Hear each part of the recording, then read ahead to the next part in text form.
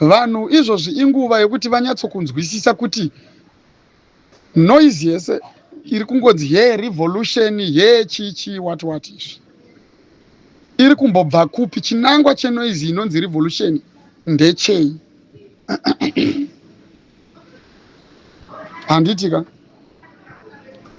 nekuti noise inofanirwa kuzivikanwa kana kunzwisiswa direction yayo kana chikonzero chayo kuti izovawo noise ine musoroso, kwete kungoita noise isina kana nedirection, isina kana zvekuti vanhu vakaiteerera vanotogona kana kushaya kuti chichiri kumboda kutrai kuitika. Noise iyoyo hainoshaya value. Social media mazuva ano ine noise yerevolution kunyanya. Tinouya panapa tichitaura panapa.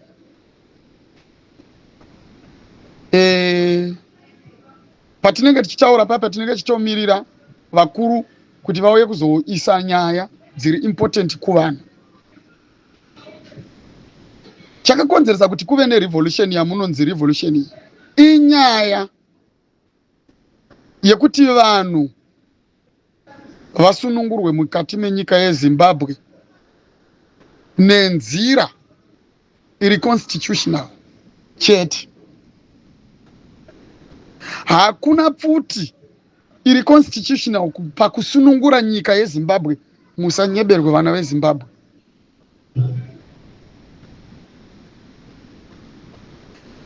Kune maprocedures anotorwa muchimiro chenyika zvichienderana nekuti iri kufesana nedambudziko ripi.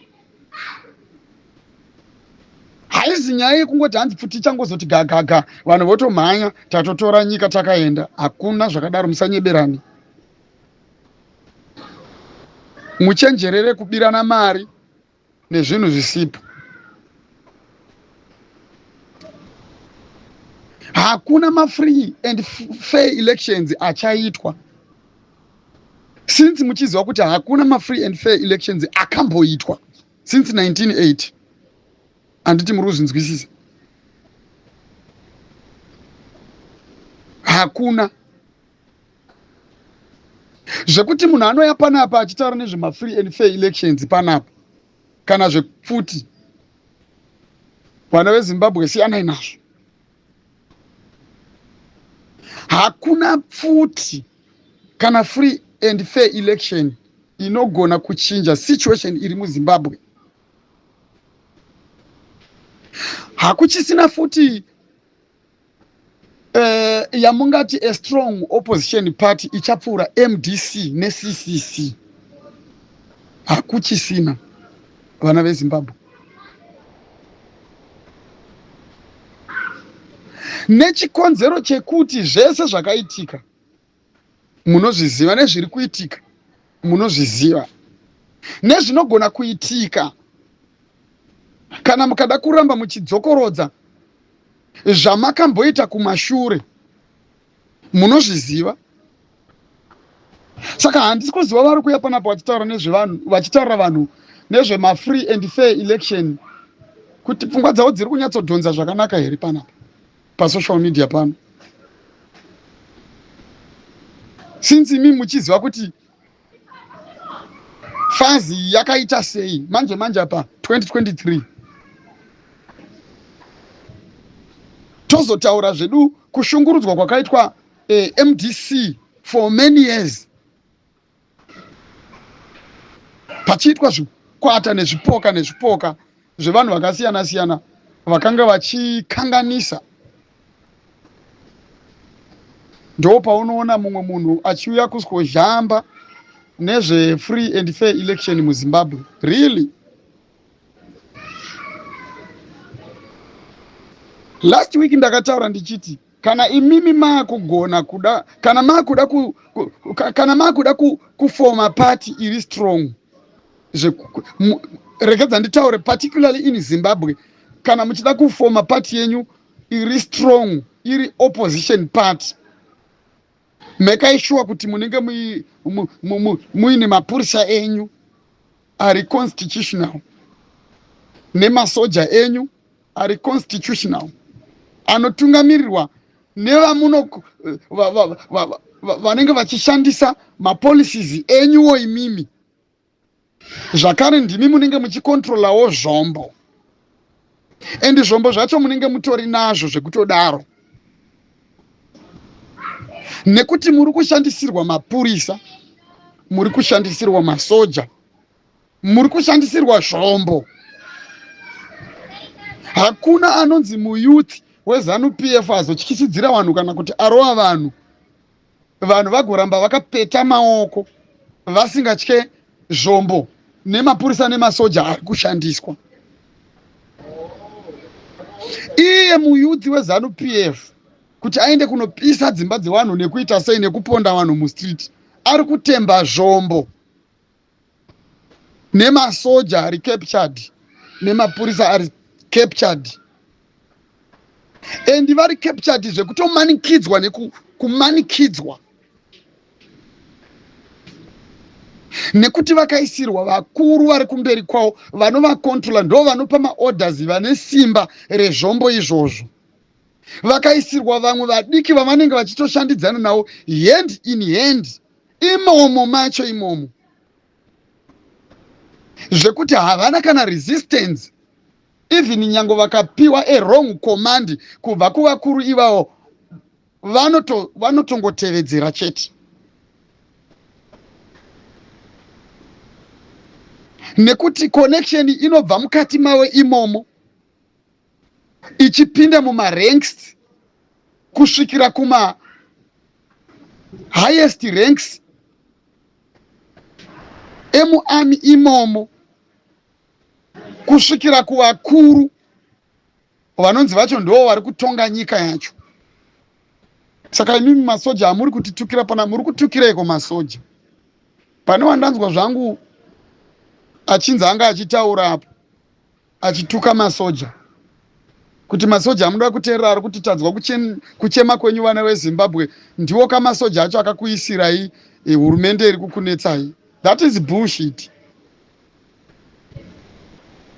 Vanhu vakaudzwa kare chiri kukonzera kuti masoja atadze kuita basa rawo, mapurisa atadze kuita basa rawo.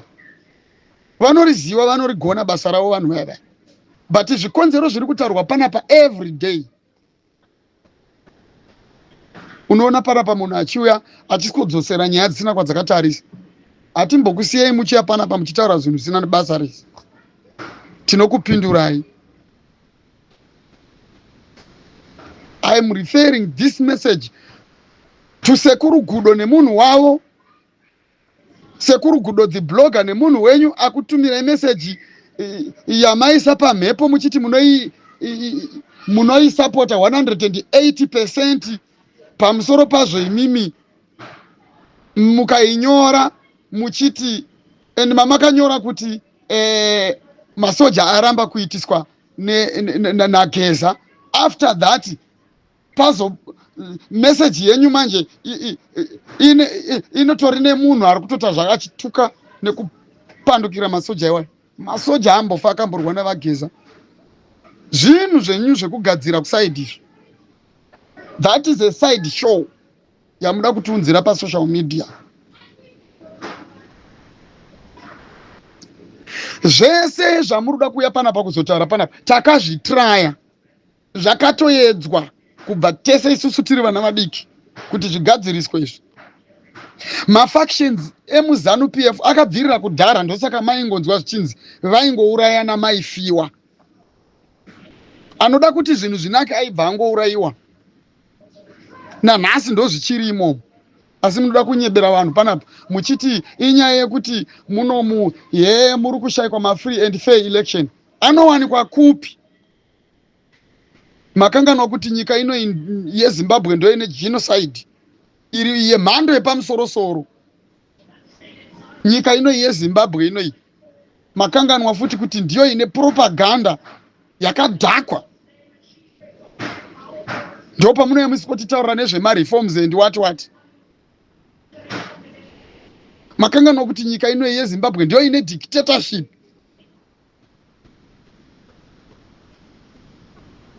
Regime iri kutonga neiron hand, iri kuoverpa ma-institutions ese anokontrola nekumirira nekuchengeta nyika. Then wakuda kusoti hanzi yevageza ngavatiudze nezvemareforms. Get away shamwari, get away.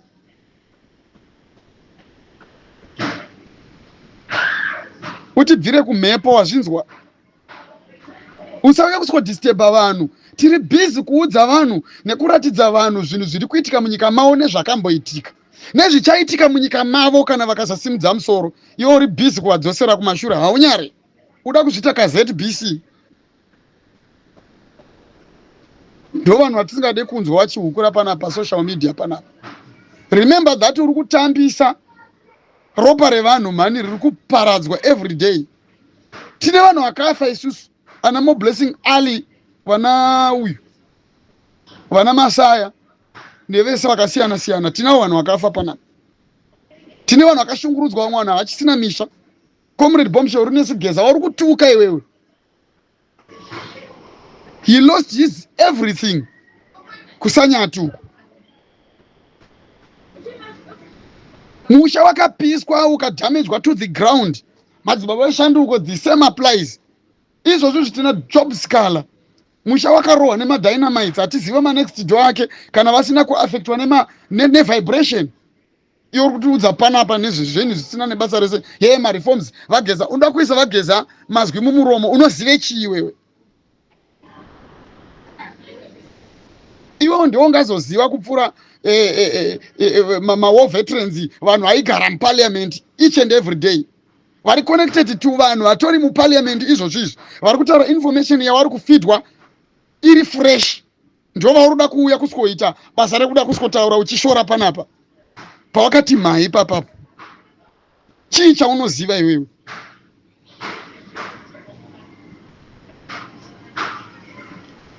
Vanhu vari kuudzwa corruption yakadhameja nyika kubva kumashure. Vari kuudzwa madisadvantages nemamistakes akaitwa kubva kumashure atinawo nhasi ekuti tikaramba tichachengetedza mistakes iwayo achakura kusvikira pakutozopedzisira vanhu vemuZimbabwe vaparara. Asi nhasi iwo uri kuya panapa uri kuda kuti zvese zvonga zvinyararwe. Wotitaura zvotuma free and fair elections against vanhu vane pfuti.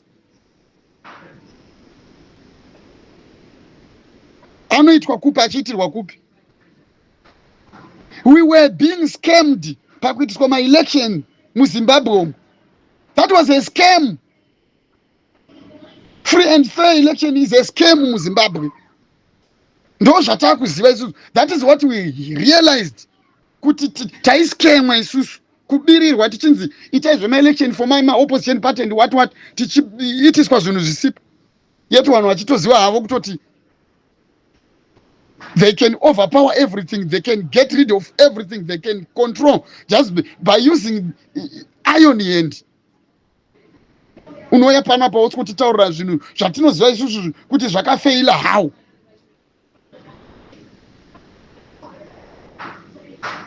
Mutitire zvakanaka vanhu kana muchitaura panapa.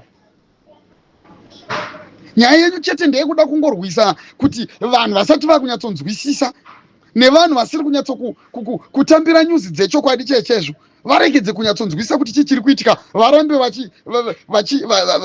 vakakwidibirwa mutrepi yezvigananda. We don't allow you to do that, shamwari. Hatidi kutombokunyeberai.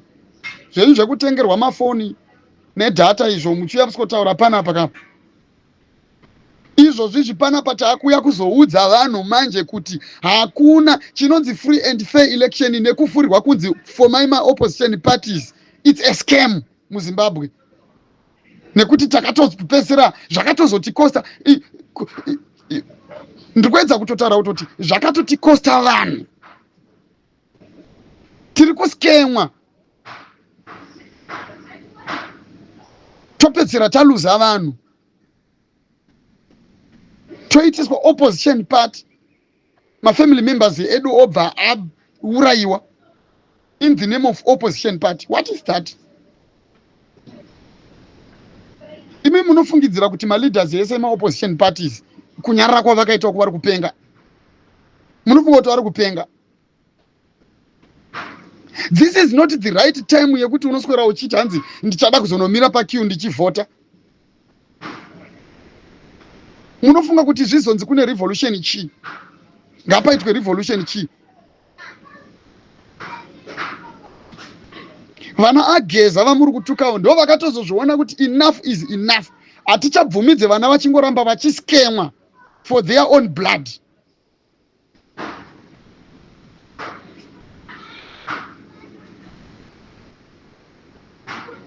Nhasi unoona munhu achiya panapa achiti musatijairire mhani imimi, musatijairire mhani imimi,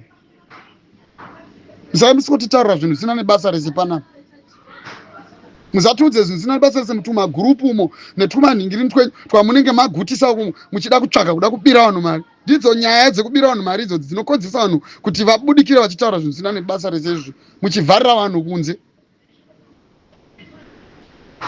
Siyai vanhu vaudzwe zvinhu zviri kuitika munyika mavo, nekuti kune vamwe vanhu vasiri kutomboziva kuti chii chiri kuitika munyika, vasingazogona futi kuzoziva kuti chii chichazoenda chichizonoitika kumberi uko. Saka regedzai vanhu vaudzwe, regai vageza panapa vaudze vanhu.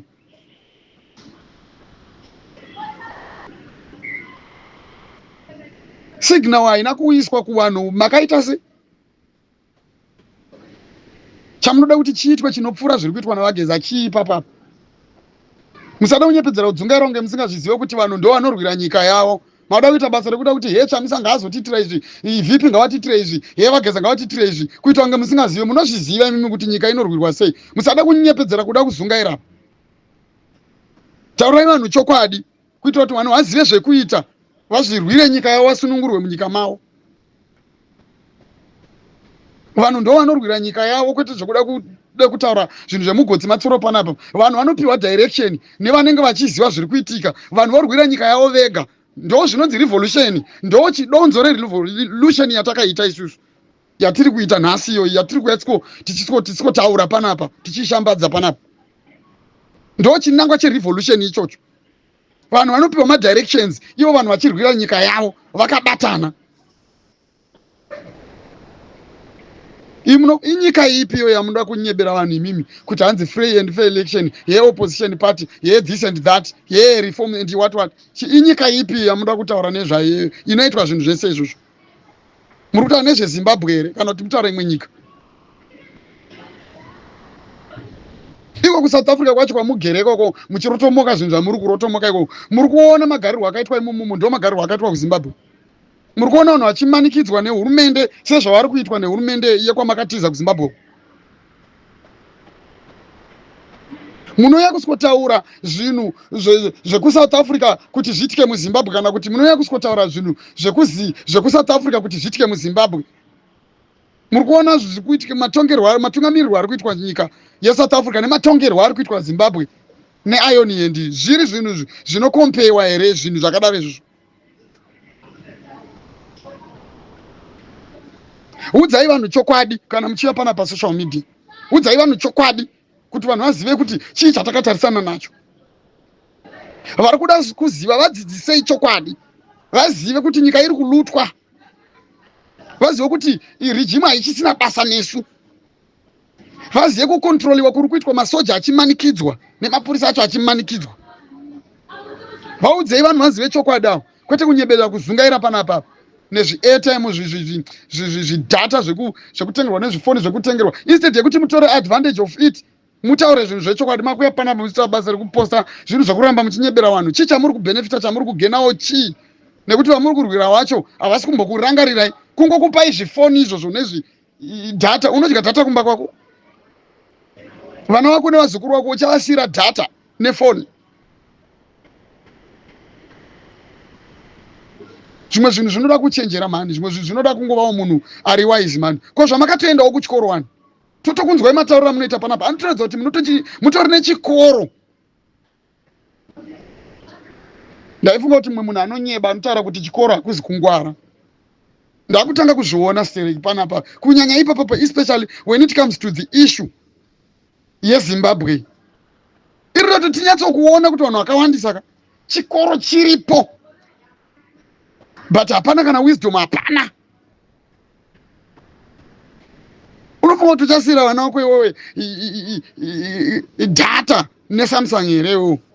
Unofunga kuti fortune iwewe uchazoisiyira rudzi rwako rwauri kubara iwewe, rwauri nhasi? Unofunga kuti chii chauchasiya iwewe pane zvinhu zvauri kufidwa nhasi? Chimbori chiko? MaSouth African amunoseka muchiti hey havana kudzidza, vana unowanza kudedzera kuti we are fighting for our future. Vanotoziva remangwana ravo, asi unoona mumwe munhu achitengesa nekuda kukutaisirwa data nefoni nekamotikari. Otosacrifice vanhu vese kuti havachina basa. Please guys, we need to do better, man.